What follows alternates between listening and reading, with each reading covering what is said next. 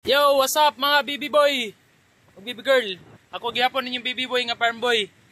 So, katong akong gipakita nga gihumulan nga green peas. So karon, iburot na kanang balimurag nag unsa siya, germinate na.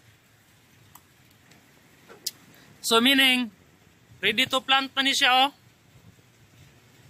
So daggo na kayo. So pwede na ni siya itanom. Atong pakon. Oh.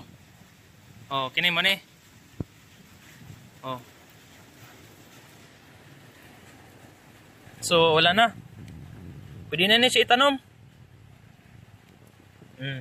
Kita ninyo? Oh, nanurok na uban no. So karon kay ang panahon ulan man ato na lang nang hinay-hinayag tanom kay para mabuhi gyud panigurado.